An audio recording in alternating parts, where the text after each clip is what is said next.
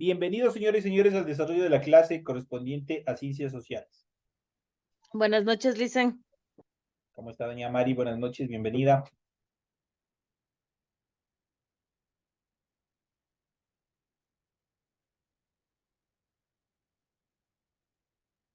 Esperémosles un par de minutos que ingresen todos los compañeros. Buenas noches, Licen. ¿Cómo está? Buenas noches, Blanquita. Un gusto saludarle.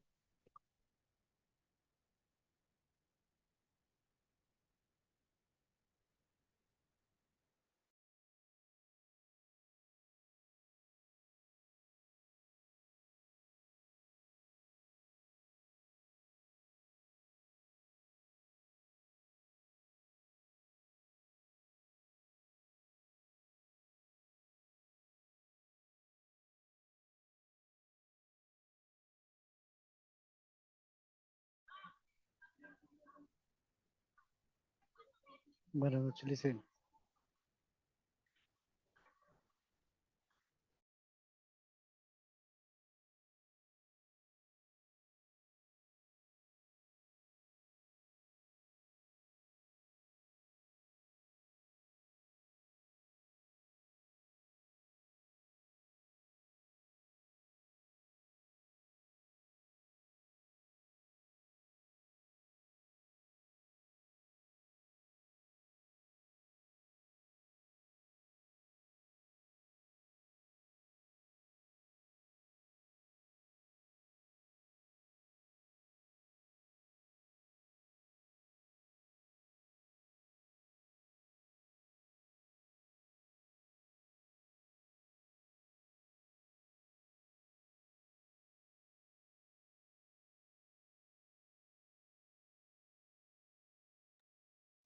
Buenas noches, señoras y señores. Bienvenidos al desarrollo de la presente clase correspondiente a Ciencias Naturales. Vamos a iniciar inmediatamente con la presentación de las actividades en relación a las tareas que ustedes tienen que desarrollar en la presente semana. Señores y señores, en pantalla ustedes ya pueden observar el formato para recursos de aprendizaje de tarea. Estamos en la asignatura de Ciencias Sociales de la Unidad 8, América Latina hasta los años 50 del siglo pasado. El tema número 2, vamos a ver los inicios del siglo, la Revolución Mexicana y el populismo como temas centrales. Tienen ustedes el tipo de tarea, el objetivo de la tarea y a continuación tienen las instrucciones del desarrollo de la presente tarea. Recuerden que el trabajo es individual, deben leer el compendio de la unidad 8, tema número 2, pueden ampliar su información sobre el mismo tema con otras bibliografías de ser necesario. Responda a las siguientes preguntas, dice la tarea. La primera dice, menciona qué es el populismo. La siguiente pregunta dice, menciona por qué se dice que Ecuador es fundador de la Organización de Naciones Unidas, en sus siglas ONU. La siguiente dice, a inicios del siglo XX, América Latina enfrentaba importantes cambios. Menciona cuáles fueron estos cambios. Pueden ser políticos, económicos, sociales. Ustedes tienen que ver en el material de apoyo y conjuntamente con la clase que se les va a impartir el día de hoy. Deben de revisar, recuerden que para entregar la presente actividad, todo el proceso es de forma escrita, clara y ordenada. Deben utilizar combinaciones de colores, líneas, símbolos para ilustrar el contenido. La rotulación de la hoja, ya saben, es obligatorio, eso que tienen que hacer. Eso en cuanto al desarrollo de la presente tarea. Deben leer las recomendaciones, la rúbrica de calificaciones y al final tienen la información para el desarrollo de los recursos de plataforma. Estamos en unidad número 8 con el tema Inicios del siglo, la Revolución Mexicana y el populismo correspondientes a la semana número 2 de la fecha 18 de septiembre del 2023, desde hoy. Permite entregas de tarea desde el 18 de septiembre y la fecha límite de entrega es el 30 de septiembre y la fecha de publicación de las calificaciones será hasta el 5 de octubre del 2023. Esas son las actividades, son los espacios que ustedes tienen, los intervalos de tiempo para presentar o el desarrollo y presentación de la presente tarea. De esa manera ustedes ya saben qué es lo que tienen que hacer y pasamos a la siguiente etapa, que es el desarrollo del material del compendio que ustedes tienen en su aula virtual. Vamos a iniciar el desarrollo de las actividades y vamos a iniciar mencionando América Latina hasta los años 50 del siglo pasado. Vamos a ver cuáles fueron una serie de actividades, de eventos bastante importantes, bastante destacados en el desarrollo, en la evolución que ha tenido América Latina hasta nuestra fecha. Existieron justamente en este intervalo de tiempo, en los años 50, una serie de cambios sociales, culturales, demográficos, los cuales han influido de manera positiva y otros de manera negativa dentro del desarrollo económico, sobre todo de los países que conforman Latinoamérica, los países latinoamericanos, los que estamos ubicados en el continente sudamericano. Vamos a iniciar viendo cuáles son esas características y vamos a ver inicios del siglo. A inicios del siglo XX, América Latina enfrentaba importantes cambios. Los países se habían insertado definitivamente en el sistema mundial y estaban dedicados a producir y exportar materia prima, tales como alimentos y metales, y a importar manufacturas de los países industrializados, que hicieron fuertes inversiones en minas, ferrocarriles, transportes y comunicación en toda Latinoamérica, especialmente en Argentina y Brasil. También las deudas de los países crecieron.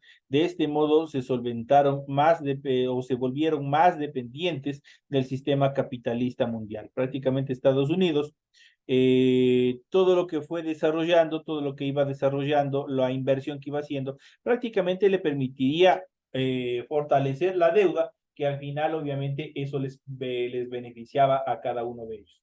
Es por eso que en la actualidad nosotros tenemos una deuda vitalicia prácticamente, lo que corresponde a la deuda externa.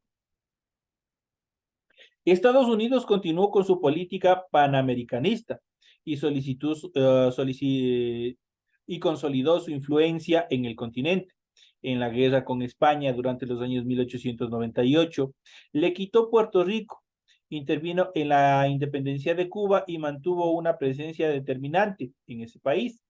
En los años siguientes, los norteamericanos realizaron actos de intervención y aventuras militares en América Latina, como la ocupación de Nicaragua. Las relaciones entre los países latinoamericanos, en cambio, disminuyeron y en algunos casos se reactivaron disputas territoriales y recelos regionales. Empezaron a ver ese problema, ese conflicto, esa rencilla, obviamente por los límites de los países que no estuvieron debidamente delimitados, como lo que nosotros mantuvimos con nuestro vecino Perú.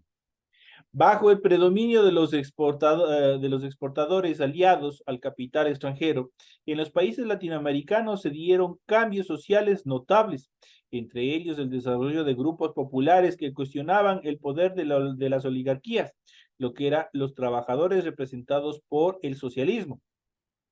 A inicios del siglo habían comenzado a crearse asociaciones obreras y sindicatos, avanzaron las reformas de corte liberal y surgieron nuevas posturas políticas como el radicalismo. Entonces empieza también a haber una evolución en cuanto a los pensamientos y a las diferentes organizaciones políticas durante este periodo.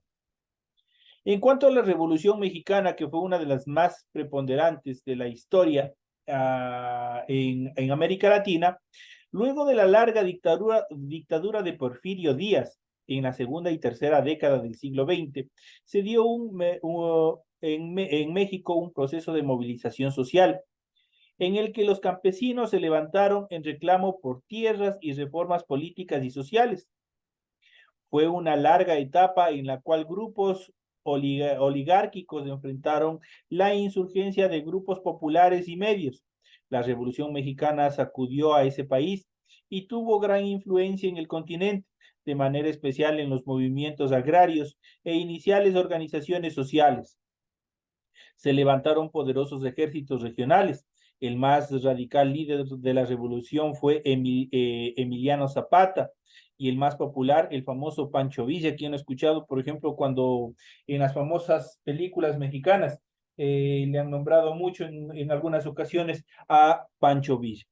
En los años 30 la revolución llegó a su fin y se consolidó en el poder el Partido Revolucionario Institucional, en sus siglas PRI, que gobernó ininterrumpidamente México hasta finales de este siglo. En cuanto al socialismo latinoamericano, con el crecimiento de los trabajadores y de las clases medias surgieron en América Latina ideas y movimientos de izquierda que propugnaban la justicia social y la revolución. Entre inicios del siglo y los años 30 se fundaron partidos socialistas en toda la región.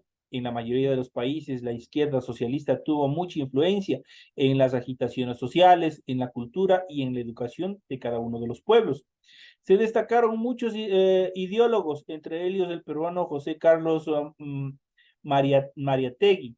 La izquierda fue apoyada desde el exterior por el movimiento comunista, cuyo centro en ese entonces fue la URSS, que fue la Unión de Repúblicas Socialistas Soviéticas, antes de la caída del muro de Berlín, que daría paso a la formación de lo que hoy es Rusia. Fue así como aparecieron dos tendencias. Por un lado, el Partido Socialista, que mantuvieron principios revolucionarios asentados en la historia y la identidad de los países, sin depender de organismos externos, y los partidos comunistas vinculados a la URSS y a la Organización Internacional dirigido por Stalin. Prácticamente aquí nosotros tenemos una pequeña historia en cuanto a la iniciación de todos los pensamientos de izquierda, de todos los pensamientos socialistas, obviamente por la opresión, por los abusos y por una serie de actividades negativas que también se vino dando por la oligarquía, por los grupos de poder, que ellos querían controlar, querían abusar, hacer una serie de actividades ilícitas en contra de los trabajadores, en contra del pueblo en general. En cuanto a los procesos de industrialización, los cambios económicos y el crecimiento de la población crearon en América Latina la necesidad de producir en los propios países ciertos bienes de consumo amplio. Ya no querían importar, ya no querían comprar, sino estos países empezaron, los países latinoamericanos, una época de industrialización, que fue se le denominó el reemplazo de la sustitución de las importaciones. En este sentido, aparecieron las fábricas de textiles y de alimentos. La crisis de 1929 impactó a la economía latinoamericana y redujo la demanda de sus exportaciones, pero al mismo tiempo dio la oportunidad para que se crearan centros de producción de bienes manufacturados. Con la Segunda Guerra Mundial, los países europeos y Estados Unidos exportaron solo una parte limitada de su producción.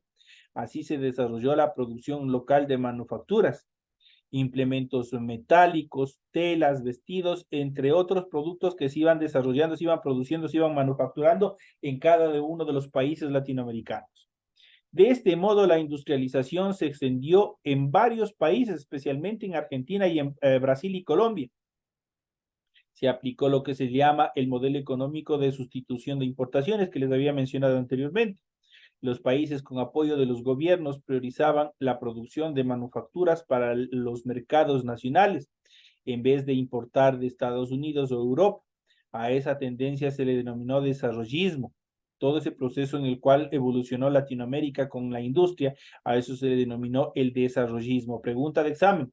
Con el crecimiento de la industria manufacturera aumentaron también los trabajadores industriales.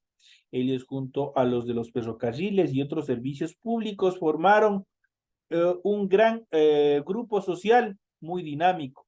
La moderna clase obrera latinoamericana, menos numerosa que otros trabajadores como los campesinos, logró gran influencia debido a su organización, a sus estructuras organizacionales, a sus bases.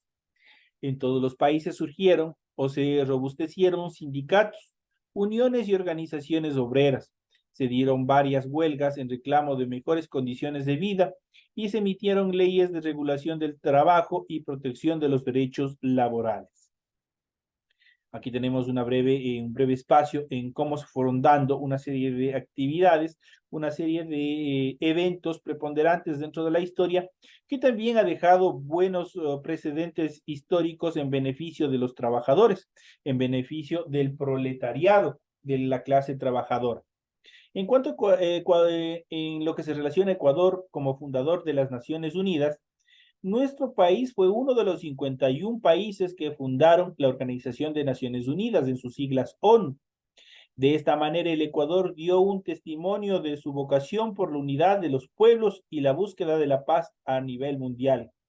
En el nuestro es un país pequeño que sabe que su fuerza no son con las armas o el gran poder económico, por ello se apega a los principios de respeto entre los estados, la solución pacífica de los conflictos y el apoyo mutuo para el desarrollo económico y social de cada uno de los países a nivel global.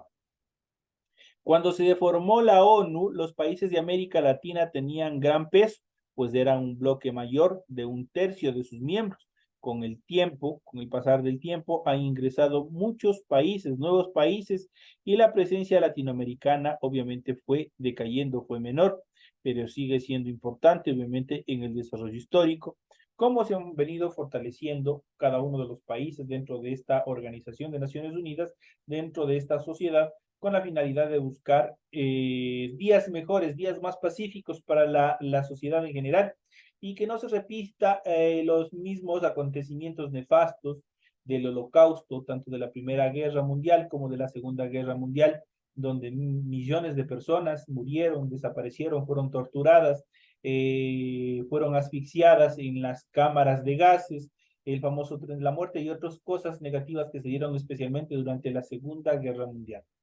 Recordemos que ninguna guerra es positiva para ningún estado, así sea para el vencedor, porque prácticamente la economía a nivel global prácticamente queda devastada, queda totalmente debilitada. Y volverse a reconstruir como estados, volverse a reconstruir como naciones, es bastante complicado a nivel global luego de un conflicto bélico. Pasamos a un tema bastante importante y pese a que estamos ya cerca de las famosas elecciones, que tenemos que participar cada uno de nosotros como ciudadanos ecuatorianos responsables con nuestro Estado, vamos a hablar sobre el populismo, una forma de determinación, una forma también de expresión política que se fue desarrollando en nuestro territorio latinoamericano, en cada uno de los países. En ese sentido, en medio de la agitación de las protestas sociales, surgieron también otros movimientos políticos en América Latina. Los partidos y organizaciones populistas alcanzaron gran presencia en varios países y ligaron incluso al gobierno, como fue el caso del peronismo o justicialismo en Argentina, donde Juan Perón fue mandatario entre los años 40 y 50, aunque llegó al poder mucho después. Ya desde los años 30, el APRA del Perú, fundado por Víctor Raúl Haya de la Torre, fue un movimiento populista muy poderoso e influyente en Latinoamérica. Los populismos impulsaron propuestas desarrollistas como la industrialización para sustituir importaciones, el robustecimiento de los estados y también un apoyo fuerte a los grupos capitalistas privados. Prácticamente cuando hablamos de populismo, significa que prácticamente muchos de los candidatos buscan lo que nosotros le conocemos en la actualidad en términos coloquiales, en términos populares, como el figureteo. Muchos de ellos, muchos de los que fundaron este movimiento, esta forma de pensar política que es el populismo, se avanzaron y dieron origen también a lo que son las propuestas o los ofrecimientos de campaña neoliberales, lo que son prácticamente son una mentira, que tratan de engañar al pueblo, que tratan de ser amables, que tratan de ser que el pueblo les aclame justamente para llegar al poder.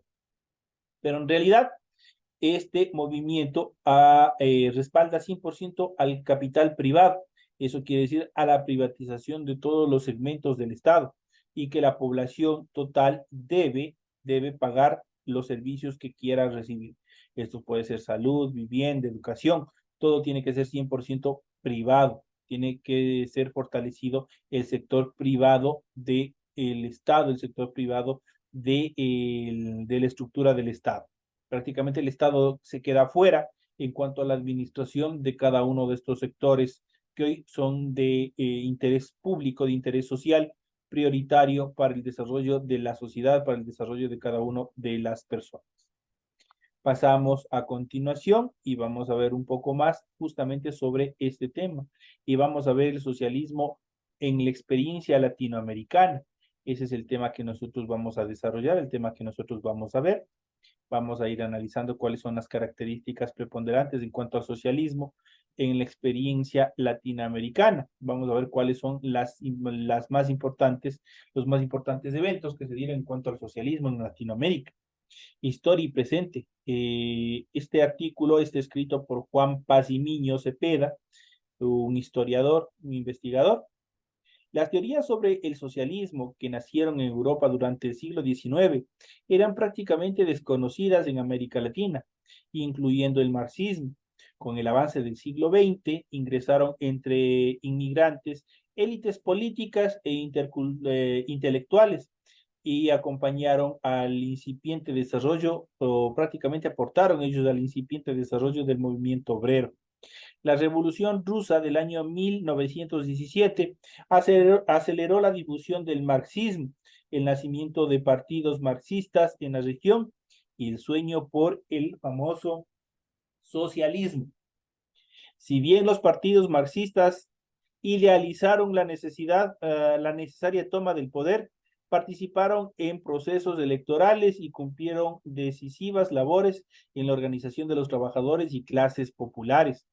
No lograron el control del Estado que hiciera posible el camino al socialismo y a su vez los mal llamados regímenes populistas a partir de la década de 1920, que también hay que identificar o se identifican con la izquierda de la época, construyeron economías sociales con modernizaciones capitalistas que fortalecieron capitales estatales, promovieron educación, salud y seguridad social y reconocieron amplios derechos laborales. Ocurrió tempranamente con los gobiernos de la Revolución Juliana durante los años 1925 y 1931, justamente aquí en el Ecuador. José Batlle y Ordóñez durante los años 1903, 1907 y sobre todo la segunda presidencia 1911-1915 en Uruguay de Hipólito y Yrigoyen durante los años 1916, 1912 y 1928-1930 en Argentina, o parcialmente con Arturo Alessandri Palma durante los años 1920, 1925, 1932 y 1938 en Chile, pero con mayor claridad y definición con Getulio Vargas durante los años 1930, 1945 y 1951 a 1954 en Brasil. Lázaro Cadena, por el contrario, en 1934, 1940 en México, y Juan Domingo Perón, que fundó el famoso Partido Peronista argentino durante los años 1946, 1955 y 1973 a 1974 en Argentina. Todos estos gobiernos se ubican en el largo proceso de superación de los regímenes oligárquicos tradicionales. Prácticamente el objetivo, la visión que tienen ellos es desde el punto de vista social, el equilibrio entre el capital y el baluarte humano, que no tiene que estar el dinero sobre las personas. Pero el camino definitivo al socialismo en América Latina solo se hizo posible a partir de la Revolución Cubana en el año 1959. Se ha escrito miles de páginas sobre él. En esencia fue el resultado de la eficaz lucha armada guerrillera, con enorme apoyo popular en el marco del enfrentamiento de Fulgencio Batista y al intervencionismo de Estados Unidos sobre la isla.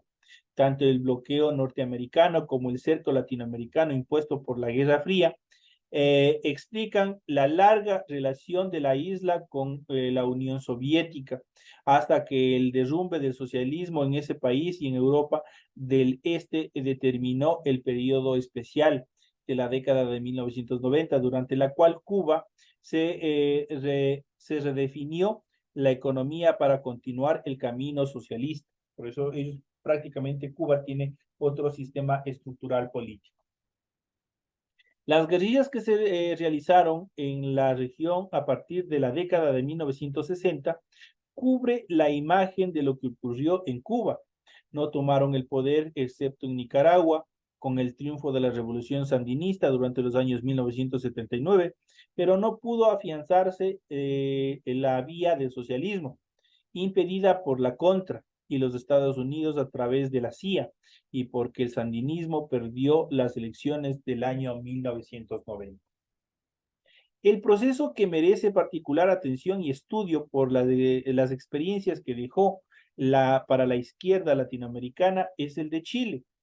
La primera república socialista se instaló el 4 de junio de 1932, tras el derrocamiento del presidente Juan Esteban Montero. La Junta Cívico-Militar, integrada por el socialista Eugenio Maté, el general Arturo Puga y el abogado y político Carlos Dávila, la proclamó. Apenas duró 12 días porque Dávila logró expulsar a los otros dos miembros y autoproclamarse presidente, aunque duró en el cargo solo hasta el 13 de septiembre, cuando fue definitivamente derrocado del poder. Esa república socialista, apoyada por jóvenes seguidores de Maté y de Marmaduke, Grof, prestigioso marino y uno de los fundadores del Partido Socialista que nació al siguiente año, demócratas radicales y un sector de los militares paradójicamente no tuvo el apoyo del Partido Comunista, pero entonces enemistados con los socialistas, ni de una serie de federaciones obreras, pero encendió la oposición de los estudiantes católicos de la Universidad Católica de Santiago de Chile. Tenía una tradición política y conservadora por años. Capas medias y empresarios dentro de la estructura universitaria. La Junta y Dávila apenas esbozaron un programa, pero se logró al menos la creación del Ministerio de Trabajo y la salubridad pública. Prácticamente son dos logros bastante importantes en cuanto a este proceso. El Ministerio de Trabajo, obviamente, a través de ese se fortaleció y se protegió los derechos establecidos ya dentro de una legislación que protegía, estructuraba deberes y obligaciones y derechos para los trabajadores y sobre todo la salubridad pública o el Ministerio de Salud, que atendía las necesidades de salud de todo el pueblo. El Frente Popular, que ya logró unir a comunistas y socialistas chilenos junto con sectores democráticos y bases sociales, logró la presidencia de Pedro Aguirre Cerda durante el año 1938-1941 bajo la consigna socialista el pan, techo y abrigo.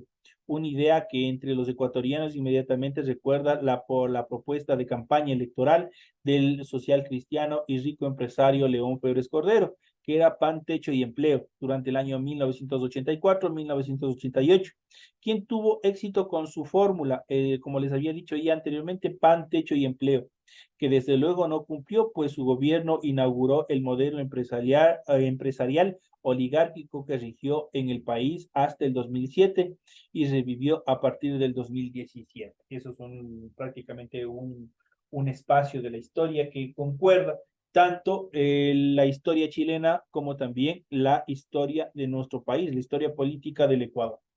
Si nosotros vemos la historia política del Ecuador desde el proceso de 1979, que el Ecuador regresa después de una largas décadas del control y administración del ejército en la política y la administración del Estado, en 1979 Ecuador regresa a la democracia. Y a partir de ese entonces y de la muerte del abogado Jaime Roldós Aguilera, prácticamente el populismo y el neoliberalismo son quienes toman el poder al 100% y hemos tenido una larga etapa nefasta para nuestro Ecuador, en el cual prácticamente las pugnas de poderes, la corrupción y una serie de problemas sociales políticos han ido carcomiendo el verdadero sentir que debe tener la democracia, el verdadero sentir que debe tener la política como tal de servir a cada uno de los pueblos, a cada uno de los ciudadanos. En ese sentido, pero el camino más fundamentado y desarrollado para lograr conducir Chile al socialismo solo se alcanzó en el ascenso presidencial de Salvador Allende, muy recordado a nivel latinoamericano durante los años 1970-1973. Cabe seguirlo desde la campaña electoral, pues aunque la Unidad Popular, que era su partido con las siglas UP, logró la convergencia de sectores importantes de la izquierda, partidos socialistas y comunistas, MAPU y otros, hubo grupos minoritarios que duraron o no se unieron. Desde luego las derechas procuraron impedir el triunfo y contaron con el apoyo de la CIA, ¿Qué es la CIA? Mucho se habla de la CIA, nosotros nos referimos a la CIA. Prácticamente esa era una policía secreta, un servicio de inteligencia secreto de los Estados Unidos, quienes iban prácticamente persiguiendo a cada uno de los ciudadanos que tenían tendencias socialistas, que fundaban partidos, que estaban al frente de grupos de trabajadores, de campesinos, de estudiantes, y los desaparecían. Prácticamente ellos desarrollaron un proceso de persecución y genocidio a todos los dirigentes a nivel de la región, a nivel de Sudamérica. Dentro de esto prácticamente se instauró en América Latina un programa de los Estados Unidos que se denominó el Plan Cóndor. A través del Plan Cóndor se desapareció, se torturó, se eliminó, desaparecieron personas,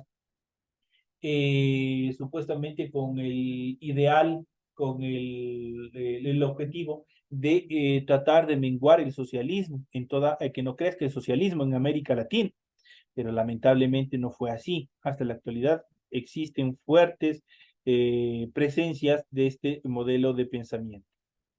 Entonces el apoyo de la CIA de un sector militar, prácticamente la CIA llevó para este proceso que les mencioné del Plan Cóndor, prácticamente se fueron altos mandos, se fueron jefes a ser entrenados en los Estados Unidos y ellos regresaron a su vez para estructurar grupos, estructurar pelotones que obviamente se encaminaran a la persecución de cada uno de los ciudadanos que tenían contactos socialistas. Obviamente, a quien estorbó la posición asumida por el general René Schneider, comandante de jefe del ejército de aquellos días, quien proclamó al respecto institucional a la democracia de los resultados de las urnas. Eso quiere decir, prácticamente esta fue la doctrina de Schaerer en relación del país. Esa posición explica su asesinato en 1970. Instalado el gobierno, Allende debió utilizar la Constitución y los requisitos legales para lograr los cambios. A momentos incluso contó con el apoyo de la democracia cristiana. Por entonces proponía el socialismo comunitario. Prácticamente, si nosotros vemos la constitución como tal, todos los estados tienen una constitución, el nuestro también tiene una gran constitución, la cual a través de esa ley suprema, de esa ley constitucional, se encuentran establecidos deberes y derechos, pero sobre todo los derechos, con la finalidad que ninguna persona trate de destruir todo lo que se ha venido logrando hasta la fecha en beneficio de cada uno de nosotros, como es la salud, como es la educación, como es la vivienda, la seguridad, la vialidad, todo lo que necesita el Estado y los ciudadanos para poder desarrollarse.